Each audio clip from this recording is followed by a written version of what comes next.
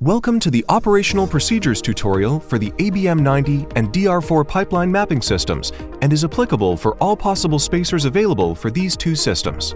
For the purpose of this tutorial, a DR4 fitted with a WU0820 wheel set is used, and the DRW560S electric winch is used to demonstrate the pulling of the probe. It is also assumed that both ends of the pipe are accessible. Preparing the job site. Step 1. Immobilize the endpoints. The accuracy of the final mapping result is highly dependent on the stability of the pipe at the endpoints. Therefore, make sure that the end of the pipe is firmly fixed before obtaining the start and endpoint coordinates. This can, for example, be done by tying the end of the pipe to a wooden stake. A stake is hammered into the ground and the pipe is tied to the stake. Another method is to tie the pipe to an immovable object. For heavier pipes, adding supports underneath the pipe is often sufficient to eliminate the swaying effect. Step 2. Obtain coordinates for endpoints A and B. The probe measures the shape of the pipe. In order to reference this shape to a coordinate system, XYZ coordinates at entry point A and exit point B are required. To do so, a standard GPS device can be used. In most cases, obtaining a top-of-pipe coordinate is the easiest method. But the Reduct software supports 3 positions for the start and end point: top, center, and invert of the pipe.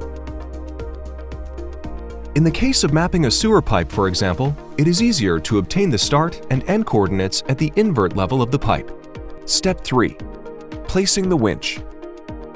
To reduce operational complexity and, when possible, align the winch as best as possible in line with the ends of the pipe, allowing at least 1 meter or 3 feet of space between the pipe and winch. Then immobilize the winch to keep it from sliding during operation. To prepare the winch for pulling, slide the motor onto the axis, making sure the woodruff key on the axis aligns with the corresponding slot in the motor. Once the motor is fully mounted, slide the lock nut onto the axis to secure it. Please note that the motor must be removed from the frame when the probe is pulled from the other end of the pipe and your side is unwinding. Connect the power to the winch controller and the winch is ready for use, marking the pulling rope. The probe must come to a halt exactly in line with the reference coordinates taken, which are most often the endpoints of the pipe. To forewarn the field operators that the probe is nearing, it is recommended to mark the pulling rope at each side of the probe at an interval of 1, 2, and 3 meters or yards.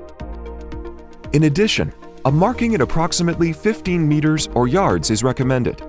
Reduct recommends using a pre-marked and different color pulling cord for the last 15 to 20 meters to make sure the operator does not miss the markings. Switching the probe on.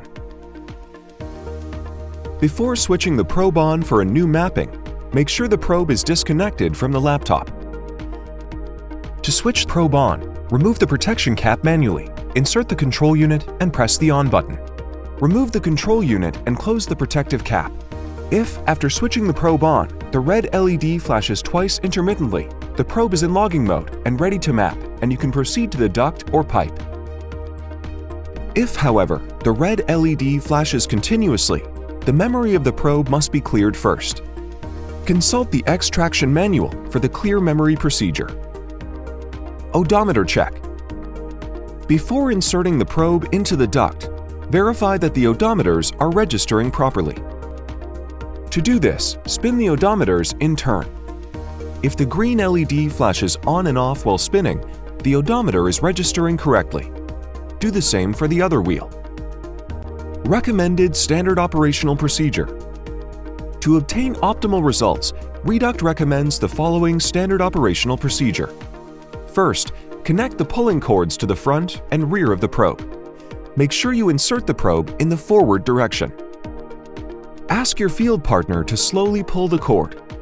When the tail of the probe is aligned with the start coordinate, ask him or her to stop pulling. Once the probe is laying absolutely still in line with the starting coordinate, inform your field partner that calibration has commenced. This means that the probe must be fully still for a time frame of minimum 30 seconds. The purpose of calibrating at the beginning and end of each run is to enable the software to differentiate between the different runs. After the calibration is finished, inform your field partner that the probe is ready to go. Although a constant speed is not required, Reduct recommends pulling the probe at a gradual speed of 1 to 1.5 meters or yards per second. When the markers appear, gradually slow the speed down and stop the nose of the probe exactly in line with the end coordinate.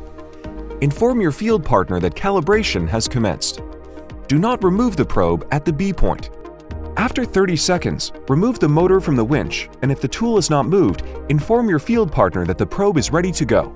If the probe has moved, restart the calibration process. After 30 seconds, radio that the probe can be pulled back for run 2. Again, when the markers appear, gradually slow the probe to a halt in line with the A point coordinate and inform your field partner calibration has commenced. After calibration, remove the probe from the pipe, turn it around, and reinsert it into the pipe in the backward direction. Calibrate once again for 30 seconds. This helps the software differentiate the movement recorded when turning the probe with the to-be-recorded run. Then, the process of pulling it to the B point and back is repeated. The recommended 4 runs in the forward, backward, and forward sequence have been completed. After a final calibration of 30 seconds, retrieve the probe from the pipe. Terminate the logging process by removing the protection cap manually. Then insert the control unit and press the off button. In summary, the recommended standard operational procedure yields 4 individual measurements, 2 in each direction, with the tool's nose in the opposite direction. If these measurements are highly repeatable, an estimated accuracy of the pipe's location can be deduced. The data must now be transferred to the PC for further processing and quality assessment. We refer you to the extraction tutorial for the next steps.